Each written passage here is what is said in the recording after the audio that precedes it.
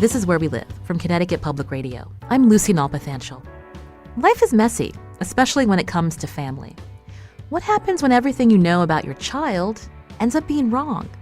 For Connecticut mother Mary Collins, that realization started to come into focus when her child was in high school. Earlier this year, I met Mary and Donald, her transgender son. We talked about how they navigated a very emotional time in their lives. It's the focus of their book, At the Broken Places. A mother and trans son pick up the pieces. We're revisiting this conversation in the last days of 2019 as we reflect back on our most memorable interviews of the year. Now, have you or a loved one come out as transgender? We want to hear from you. Join the conversation. Find us on Facebook and Twitter at Where We Live. Mary Collins is a writer and professor of nonfiction writing at Central Connecticut State University. Mary, welcome to the show. Thank you. Also here is Donald Collins, who's a 26-year-old graduate student living in California now, also a trans advocate. Donald, welcome to Where We Live. Thank you for having us. I wanted to start with you, Donald. Take us back to that moment where you sat down across from your mother and told her you were transgender. How old were you then, and what was going through your mind at the time? Yeah, so I was 17 at the time. And I think it was one of those moments where I've just never been so scared in my whole life. I think a lot of queer people, and I use that word to kind of indicate gay people, bi people, trans people, people who, identify in between or beyond. A lot of queer people have talked about how when you come out, you really never know how people are going to react. You think that sometimes you make assumptions. A lot of times that's proved wrong. But I think it's the not knowing when you take that leap that is so stressful. And obviously, I'm an only child to a at the time single parent, and that relationship is so intense that there was that added kind of weight on my shoulders. And I basically just said, "Hey, Mom, I have something to tell you. I think I'm transgender." And she was like, I could tell that it didn't really connect with her. At the time, this is almost 10 years ago. I was 17, and that was not a word most people had heard of. And I didn't actually I had not heard of it myself until, a few months prior. So before we hear from your mom, you said that you were scared. You didn't know how she would react. So what was it that led up to that moment where you knew this was the day that I was going to tell her? Yeah, so I like to describe sort of coming out as think of it like an iceberg. So by the time you get to for what you see, sort of the top of the iceberg, there's actually something that's 5,000 times bigger that's underneath. So the moment of coming out, while it's oftentimes sort of it could be a shock, it could be a surprise to whoever you're coming out to, especially family. For the person that's doing the coming out, this is something that's probably been stewing in their head for minimum months, generally years, sometimes even decades. And a lot of the times it builds to a point where your survival is kind of at risk. You don't feel like you can continue living well without sort of moving forward to sharing this information, whether it's, letting your family know that you're gay and you have a partner that's the center of your world, or whether it's coming out as trans and saying, hey, I need to make pretty quick changes in the way that I'm, addressed and the pronouns that are used for me in order to feel like myself and actually enjoy being alive. So it becomes sort of this survival-based thing, and that was the day that I had reached that point where I was like, I got to do it now, or I'm, got to do it. Mary, when your child is sitting across from you and says, I think I'm trans, what went through your mind? Well, oddly enough, even though I had been in a big city in Washington, D.C. for most of my professional life around a lot of artists, a lot of gay people, bi people, I had never heard or met, I've never met a transgender individual. I didn't know what the word meant. And so it is hard to imagine now after Caitlyn Jenner and Orange is the New Black. But at the time, Donald was the first in his high school that had ever come out. And so in that moment, I was trying to process two things. I knew that Donald, after getting some very effective counseling, had come to some really good self-realization that he needed. And the answer wasn't something that was in my list, so I wasn't sure how to process it, and I was very scared. And I think sometimes when parents are scared, they might seem angry. And I think that we can't expect teenagers to be aware enough to know that the anger might be fear. And so at the time, I at first gave him sort of a muddled, useless answer. Now I understand in retrospect, but at the time I was like, oh, well, okay, well, all right, go ahead and you can wear boys' clothes. And I just had no concept that his fundamental sense of himself was as a man. And it really did actually take me years. And I consider myself a person who's highly educated and very well read. And it still took me years. And so sometimes I get upset with myself, but I think it was useful to talk to other parents, and they may not admit that it took them years, but usually it did. I do think it's fabulous that that word is now in the public lexicon. And I think I would have had a much more mature and fully informed answer at the time than I did. But I also feel that the fear was not a surprise. I mean, it was a very unexpected transition. And I had been such a tomboy that I did not see any of my child's tendency to be sort of gender bending as anything but like, yeah, I get that. And so what might have been a symptom in other families was not in mine. So in the book, Mary, you write that you noticed Donald was starting to be very gender neutral starting at age 12, but you never thought anything of that. Mm-mm. I had been that way myself. I grew up in Connecticut, and I played basketball. I ran on the men's track team in high school. I ran on the men's track team in college. And so I was just like, I like to run, and there isn't a girls' team. So that was the space I was coming from. And my own mother joined the military in World War II when it was considered really taboo. So we had a long tradition of women that were just sort of, well, this is what I want to do, and that's okay, and very supportive of these sort of boundary-pushing issues with regard to careers and clothes. And so when my own child was doing that, I thought, well, that's okay. And again, I think Donald's analogy of the iceberg is really useful because when I heard the news, it came out of nowhere. For him, it had been going on for years. And I think it's crucial for both sides to recognize that. Donald, for our listeners who are not familiar with the term transgender, define that for us. Okay, so I think that my conception of the word trans is where you are moving away from your starting point. So it doesn't necessarily specify a origin or destination. But so in my sort of instance, I was assigned female at birth based on all the different things that we consider in sexing a baby. And so they were like, this is a girl child, you are going to be a girl and eventually enter the female social role and be a woman. And I reached a point where that was not my thing. That did not resonate with me. I didn't feel like that was truly me. And so I decided that I would, quote unquote, transition to the male gender. I think a lot of times trans is conceptualized as very binary, that like boys become girls, girls become boys. But trans is actually a very broad, complicated term, and it really just means moving away from that birth, sex, gender assignment towards another. In studio with me is Donald Collins, who's a graduate student living in California, a trans advocate with his mother, Mary Collins. Both of them wrote the book At the Broken Places, A Mother and Trans Son Pick Up the Pieces. Again, going back to that moment when Donald told you he was trans, you told him it's going to be okay, but you also counseled him not to come out at school and to not use specific pronouns. You said looking back now, you understand your fear, but at the time, I'm just curious, Donald, did you see your mother as a roadblock to your well-being? Mm-hmm.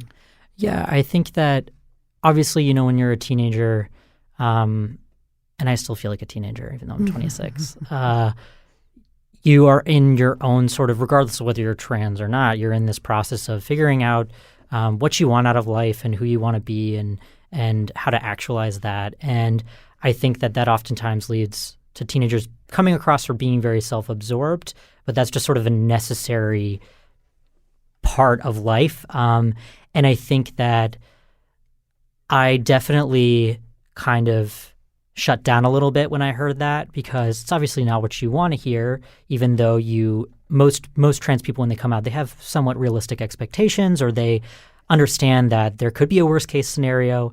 And it definitely put me in a position of being like, well, I'm going to have to do these things anyways. And, it definitely felt like an obstacle for me. And my mom will tell you and everyone that I was like a goody two-shoes child. Like, don't drink, I don't smoke, I got straight A's. Like, I was, by all accounts, like an art nerd. And so the fact that I would defy sort of a request from her was really out of character and not something that I would do in any other situation. So it kind of gives you a sense of how dire the need was in me to, come out and actualize that part of myself. Mary, what worried you about Donald coming out at school? Well, again, I had a lot of friends that were gay. So if Donald had said, Mom, I think I'm gay, I would have been like, okay, and just kept eating my Cheerios because it's just life and it's partners and I just want you to be happy. I was aware enough to sense that this was more complicated, and Donald was going to graduate anyway and start college. So I was thinking, well, if this is a part of this journey for yourself, why don't we just do it at a cold start? Go ahead and start college with the name Donald and ask for a male identifier. And I may not be super comfortable with that, but I get that's what you're going to do, and that's a natural transition. Why do we need to push this transition now in your senior year? Again, looking back, it seems like, well, why did she respond that way?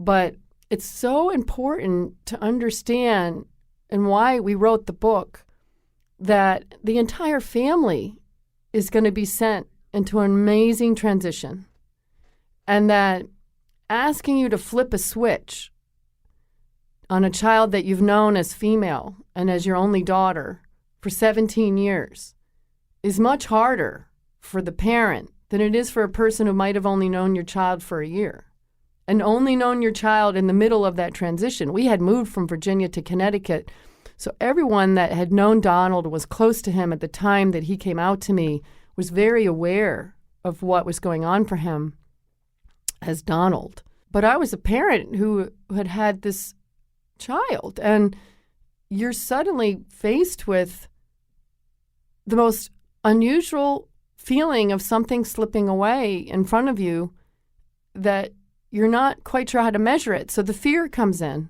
again, like, no. And I must add that a lot of my friends were like, oh, well, Donald's just a teenager. He's just going through a phase.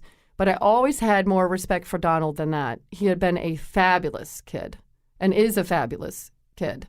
And I'm so lucky to have someone like that as my only child. So I knew it was more serious than that. And I never was glib enough to think, oh, it's a phase. So that was not why I was opposed. It wasn't like, oh, he's just going to outgrow this and whatever. I was more like, what are you setting in motion? And we don't know where it's going. And I'm your parent, and it's my job to protect you. And even the people around you have never heard of the word trans. And they may be siding with you, the counselors and the educators. That's how it felt, like people were taking sides at the time. Now I also realize that wasn't the case. But that's how it felt. And I realize now we needed better whole family care for the entire transition, and we didn't get that. You mentioned that counselors, teachers sided with Donald, but you were really cut out of the process. Totally. And how did that impact you? I think it was really unfortunate, but now, again, in retrospect, I have a little better understanding. I think they were afraid. And in their defense, I think they were seeking to be more progressive and understanding, and they're in environments where it's really important to do that because they're dealing with young people. It's their job to put the young individual first because the person is a teenager, and I respect that. But because they lack the tools to have a real conversation about the complexity of what was going on, they could fall back on the fact that legally they often didn't have any reason to share anything with me. And a lot of parents, even if they're not going through something this dramatic, recognize that from the age of 16 to 21, you gradually lose rights over your child, like the right to know about their health, the right to say whether or not they can change their name, for example. And that's really stressful. because you feel as though just at the moment when they're coming into young adulthood and you want to be able to really guide them, you actually lose all eligibility to say much of anything. And this situation exacerbated that natural transition in the legal. So we even have a chapter about rights in the book that deals with that. And I don't think they handled it very professionally in some instances. They were too glib. I mean, someone who might have met my child for 5 minutes coming out and saying, well, you have a transgender child, just deal with it. Mm-hmm. And that was the extent of the care that I was given. I think that's being really glib about what it means to have a child change that dramatically in terms of their identity. And I would say that a lot of times people think that by coming to the defense of the trans person, the trans individual, or, disparaging the person that hasn't necessarily been super accepting of them, that they're like doing trans people a favor, and they're really not, because you actually just put the burden back on me. Mm-hmm. If you don't, treat my family members well because of the conflict we're going through, then it becomes a source of tension that I have to deal with. So I think a lot of times people want to feel very self-righteous and progressive, and then it actually backfires because you're not actually doing the work that makes trans people's lives better. You're just making yourself feel good. So that's... And the great irony is I always thought I was so progressive and so like, whoa, so accepting. And then here I'm faced in my own family with this enormous decision. So people never really know how they're going to react until it happens to them. It's very easy from a distance to say, well, you should just think that way. That's what it means to be open-minded. And it's like, well, are you living this shade of grief that I have right at the moment? I don't think so. Donald, at the same time, if you hadn't been embraced by the school that you were boarded at the time and the students, the staff, what would that have done to your well-being if you faced rejection in that environment as well as at home? Yeah, so I was very, incredibly lucky and fortunate that I went to a boarding school where, even though I lived in a girls' dormitory, I made really great friends, and it was a very liberal environment. And I was also very heavily involved in arts and theater, which tends to attract people who are interesting and creative and sensitive and open to all sorts of having all sorts of people and identities in their lives. And so I had a really overwhelmingly positive response, even to the point where, people that I wouldn't expect, like people on the football team and stuff, would look out for me and check in with me and just say hi to me in the hallway and use my name and pronouns, which was really awesome. But so actually Laverne Cox came to my college, and I had a chance to talk with her, and I asked her what advice would she give to young actress and actress, trans activist and actress. And so much more, Laverne Cox. She came to Emerson, and I said, I asked, what advice would you give young trans people who are struggling with their families? And she didn't even skip a beat. She was like, stay in school. Because, even though things may be hard at home, the schools can provide a structure where you can access, even if it's just one person, that gives you that support network, that has your best interests at heart as a student, and gives you access to maybe other students or support groups or community resources. Unfortunately, a lot of LGBT children face bullying in schools, but in general, especially like higher education environments, can really provide support networks for trans individuals that they can't find at home. So it was definitely invaluable to me. I have to add that I think it's important to know that they could be supportive of Donald and not necessarily have to not support me. It doesn't have to be one or the other. And then secondly, one advice I would give any parent where they're in conflict over anything with their child, it could be drug abuse, it could be that they're gay, it could be that they're trans, was that I always felt like it was my job to make sure that I provided Donald the best environment for him, and that I sought out the best counselors, the best professionals, people, particularly Trantham in Boston, different people in Boston that really know their stuff and understand the particular group, whatever it is the issue is that your child has. I felt like I could do those practical things when I was failing emotionally for him, that it was I never let go of my duty as his parent, even as I struggled to stay where I needed to be for him emotionally. And I think any parent can do that, even the most conflicted parent. Yes. Is your child safe? Is your child getting help from the people, professionals around him or her or they? And so I must say, even in my darkest hour, I never let go of that, of doing that. My guests today are Mary Collins and her son Donald Collins, who wrote the memoir At the Broken Places, A Mother and Trans Son Pick Up the Pieces. Have you or a loved one come out as transgender? We want to hear from you. Find us on Facebook and Twitter at Where We Live.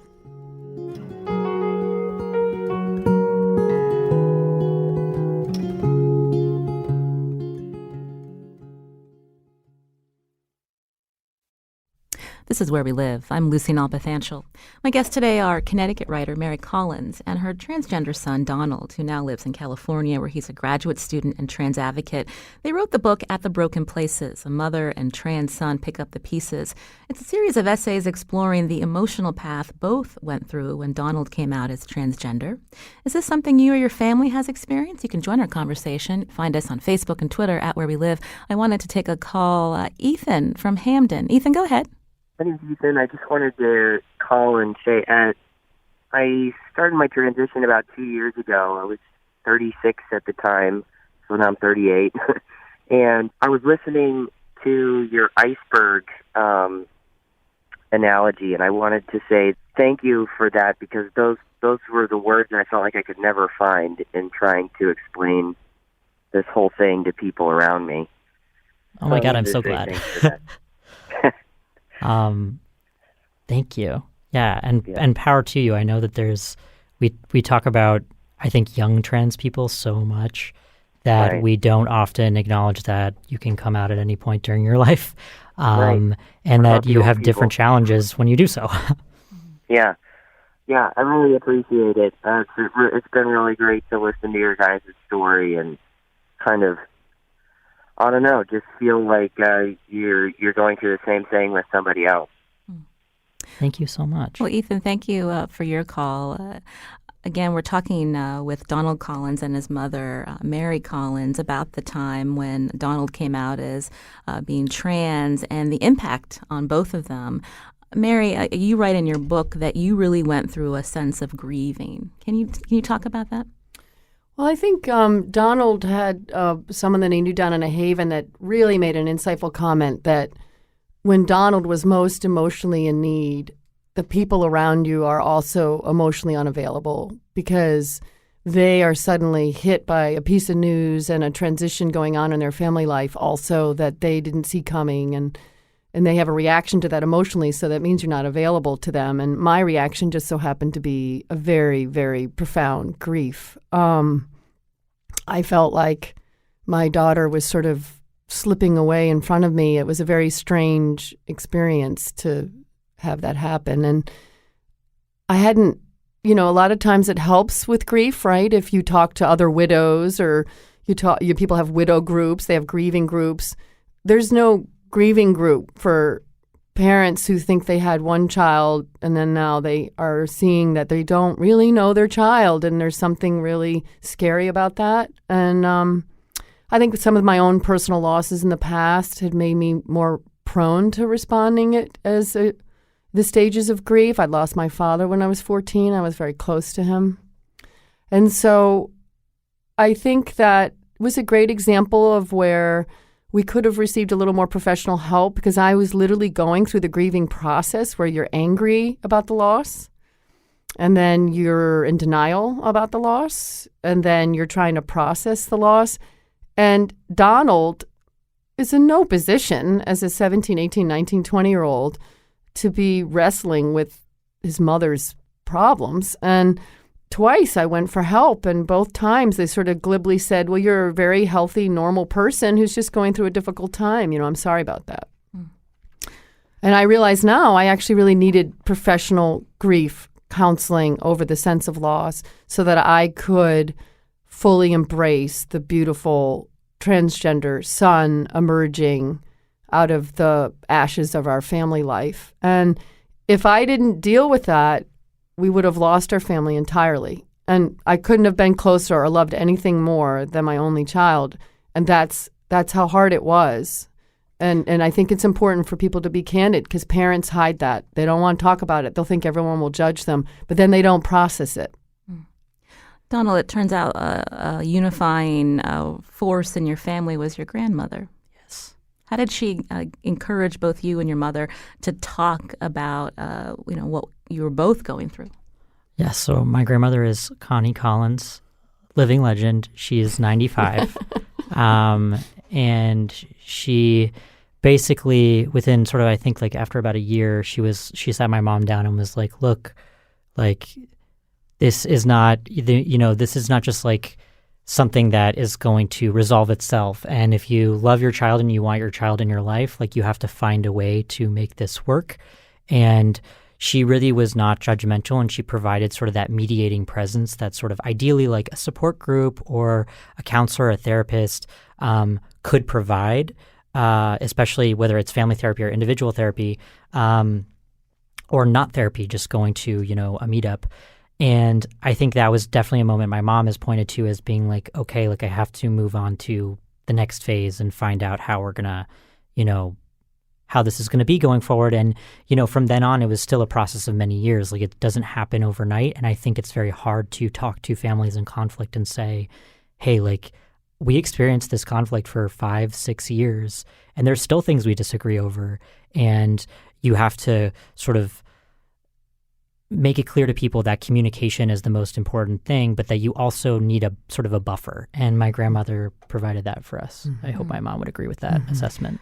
Did the timing work out best for you, Donald? Because, again, you came out your senior year of high school, changed your name, pronouns were different, but then you went away to college, and that's when you began taking testosterone. That was a very tumultuous time. Tell us what happened when your mother found out. Yeah, so my first year of college I went to Emerson College in Boston, which is very sort of well regarded as being an LGBT-friendly college, although generally Emersonians would agree that that tends towards more so white gay students, but they've really been working hard to kind of branch out and always doing work trying to facilitate discussion around queer issues and respect queer identities. And so I was lucky in that I ended up in a dorm where, even though my name wasn't legally changed, as soon as my RAs like read my paperwork, he literally just left his room, printed a new card for me, and like changed it on my door. Everyone was incredibly respectful and conscientious.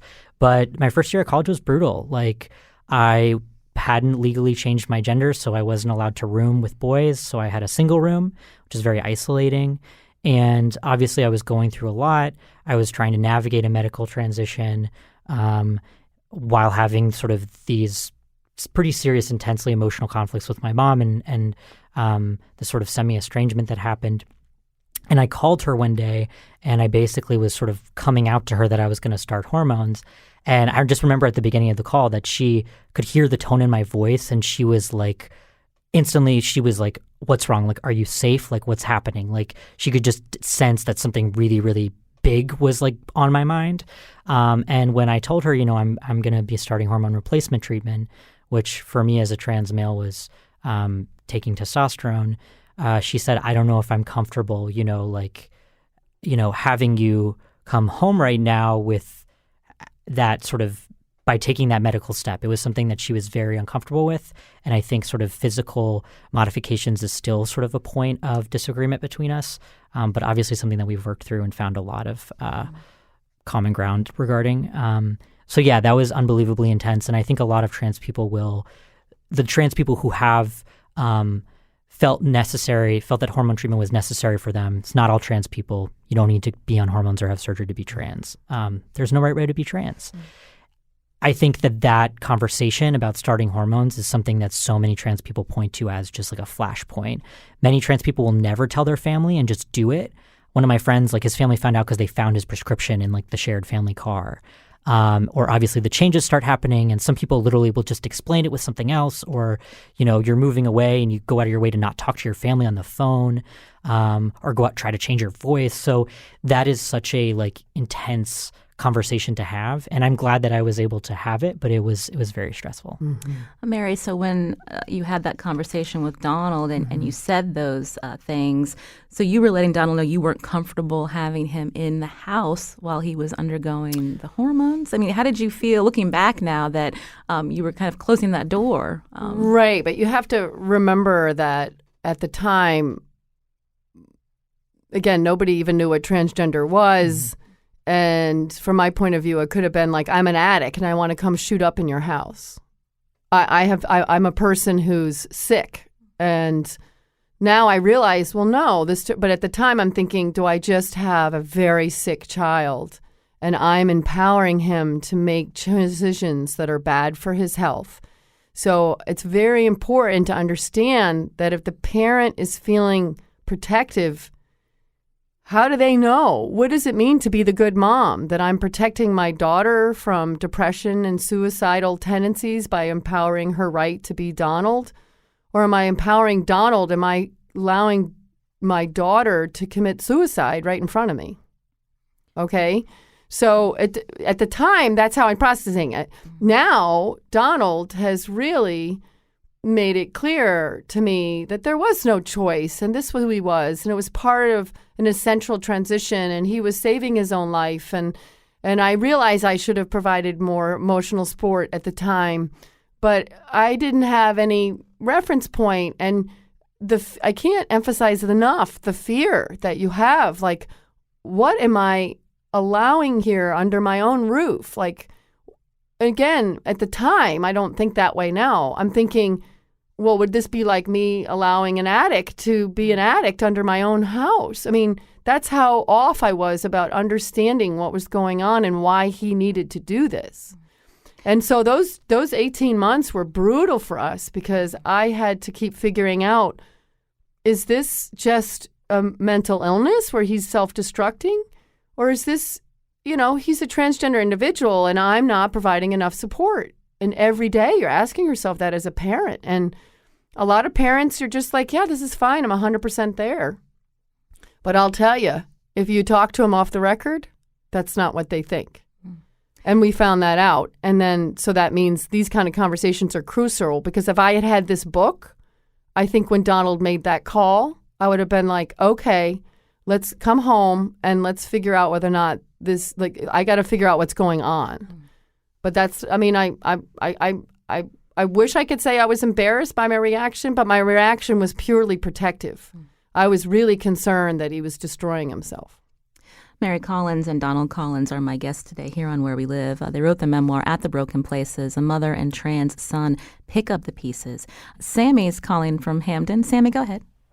Hi, I'm transgender, and I came out about 15 years ago, and it's just really nice to hear a story other than mine that was heartwarming and had a positive outcome.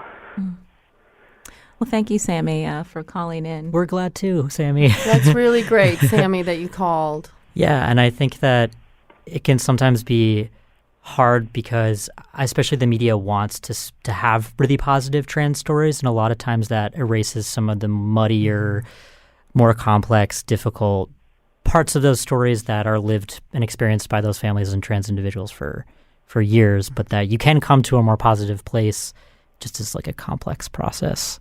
Well, thank you, Sammy, again for listening and calling in today.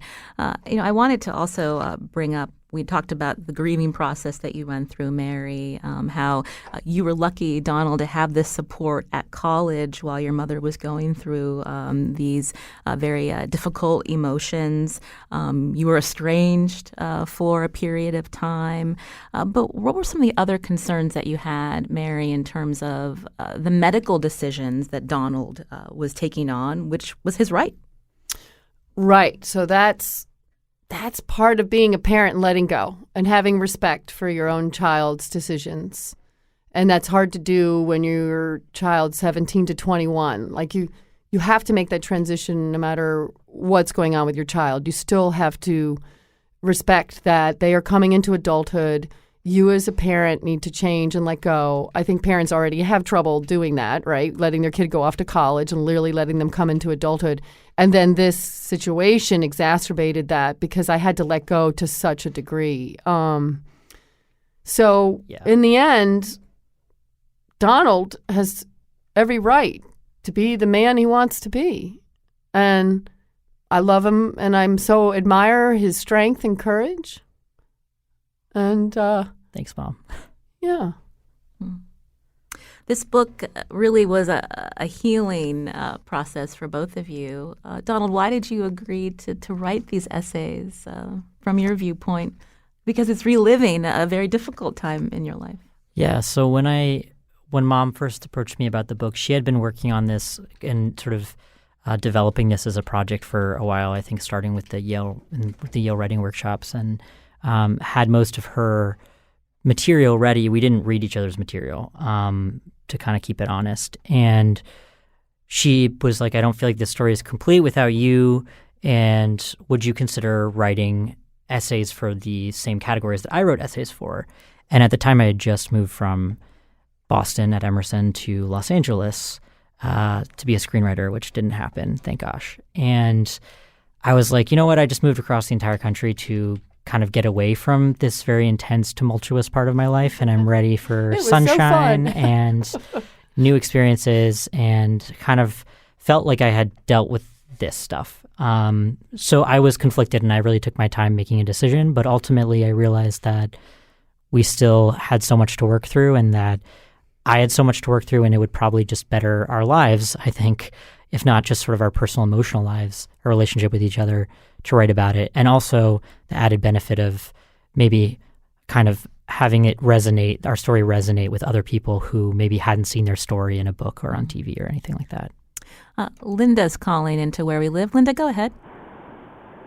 Hi. My daughter, Natalie, is transgender. She's almost 23, and I just really am appreciative that you're having this aired.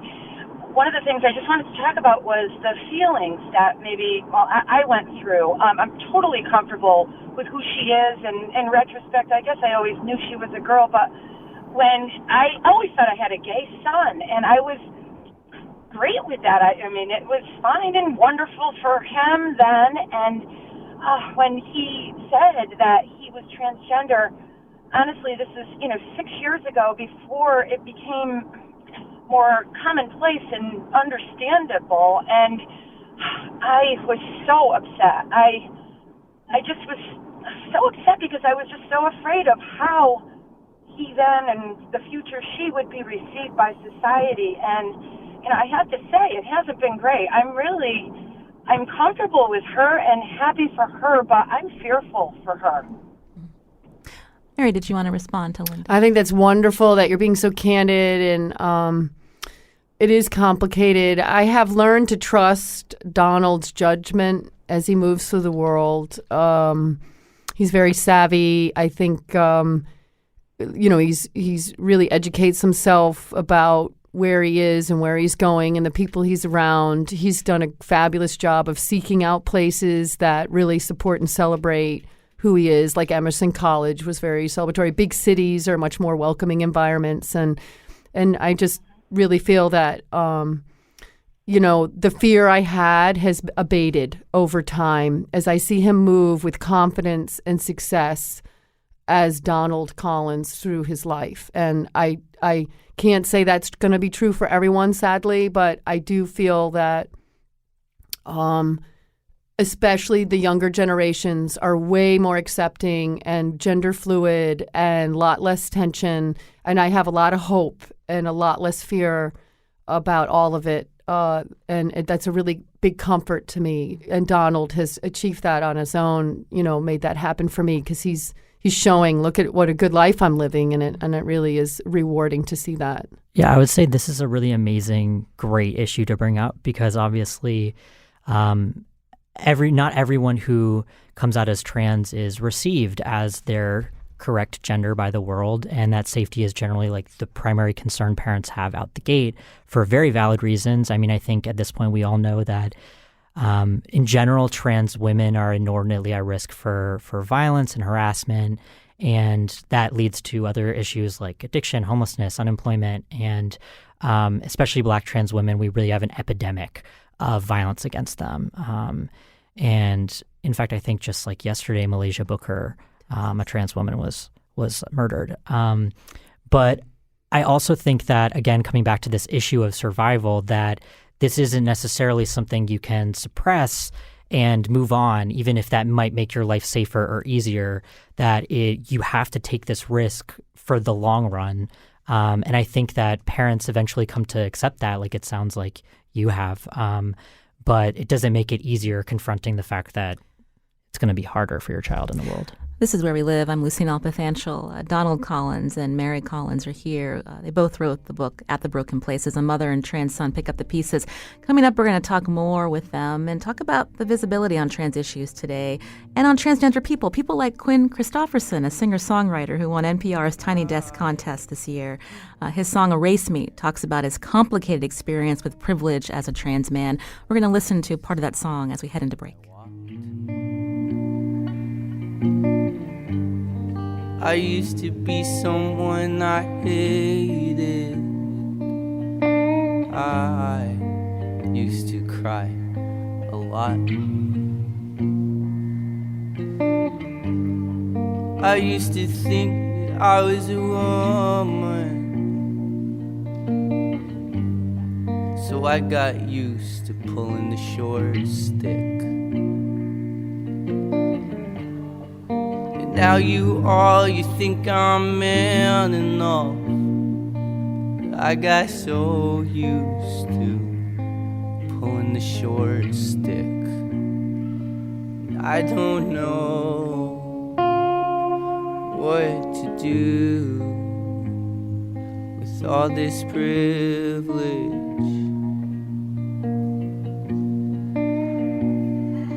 'Cause I got a voice now, I got power, but I can't stand it.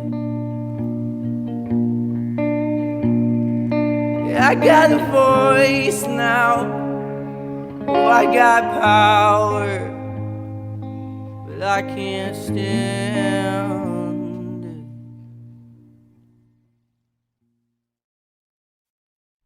This is Where We Live. I'm Lucy Nalpathanchel. My guest today wrote the memoir At the Broken Places, A Mother and Trans Son Pick Up the Pieces. You can join us. Find us on Facebook and Twitter at Where We Live. Mary Collins here with her son, Donald Collins. Again, we just have a few minutes left, and we talked about how both of you writing essays for this book was part of the healing process. But Mary, what are the big takeaways for people who may pick up the book, who may be going through some of what you and Donald experienced in terms of the support that's needed for families? I think that it's important that the parents feel empowered to get good care and to see that that is actually a way to actually support their child better, because then their child doesn't feel the weight of their emotional strain. And I do think that based on the speaking that Donald and I have done in the last 2 years, that medical professionals, social workers are really caring more and educating themselves better. And then we also found that exchanging personal essays without opinion, so you're just sharing your experiences, you're not sharing your opinions, was a very healing and therapeutic and generated a lot of empathy. I felt very illuminated reading Donald's pieces. I didn't feel judged. So I do hope that they can use the book as a template for a conversation that is about story sharing rather than judgment and opinion exchanges. And that was definitely led to greater empathy for us. The stakes are high when we think about the statistics out there. 40% of trans teens are homeless. When you hear that, that communicates to you that there isn't enough support for families when they're going through this. It shows that, to me, that if we do a better job, we might be able to keep 30% of that 40% in their homes with their families if we gave whole family support. Like, we may find, sadly, that there is some homeless rate, but not that catastrophic level. I mean, that's catastrophic, and we can't allow that. And then I do think that part of the solution is that they need full emotional transition care for the whole family. Donald, in some ways you were lucky that your coming out process ended up like it did. Even though you were estranged for some time with your mother, you have a relationship again. How did you get there? I mean, I don't think that it was a straight path, and I don't think that it was always a given that it was going to end up okay. I really do think that the fact that even when we were apart and semi-estranged, that we kept the lines of communication open, and that you just go back to the basics, which is the first thing that I think I like to tell parents when I'm talking to parents is, do you love your child? Do you think that your child deserves support? Do you think that you deserve support? Like, you need to acknowledge that you're going to go through something really difficult, and it's going to be hard for a period of time, maybe a long period of time. But you always have to come back to sort of like, I love my child. I want a relationship with my child. I also think that we talk about providing whole family support, but we also were very fortunate that we had people in our lives, non-professionals, and in my case, many professionals who really were there for us to provide that support.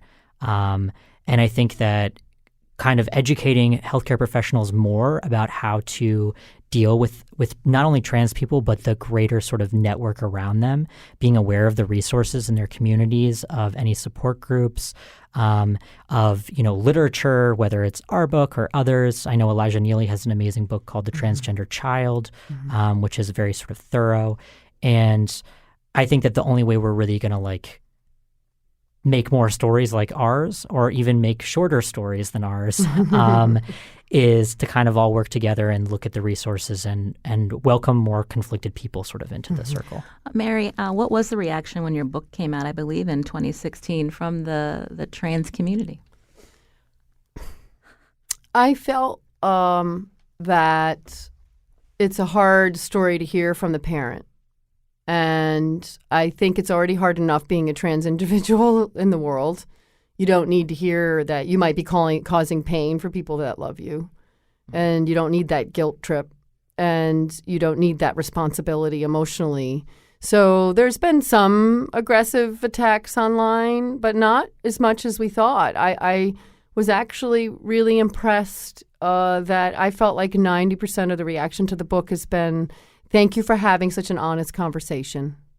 And I think part of that is even trans individuals that read the book with an open mind and an open heart will see that love was always there in the background, even when it seemed like my actions might have been totally unsupportive. It was maybe, as Elijah Neely actually said when we did a speaking together, sometimes it's the parents who love the most deeply that feel the most protective, and then they feel the most angry and most scared, and that it started with love. And so I think the reaction to the book has been not as caustic as I expected. The book was needed. There was nothing out there that really captured this muddy middle where we stood, I was not opposed and I wasn't hugely in favor. I was right in the middle trying to figure it out. And I think I hope people find it helpful.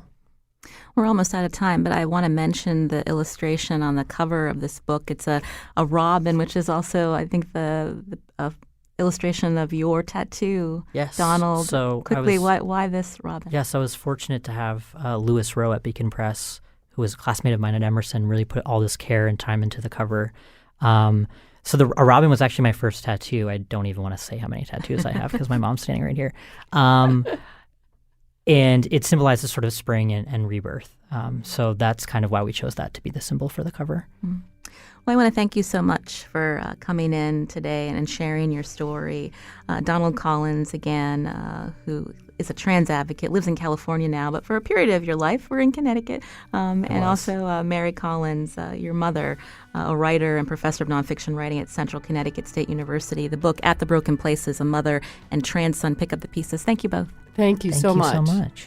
I'm Lucy Nalpathanchel. Today's show produced by Carmen Baskoff. Thanks for listening.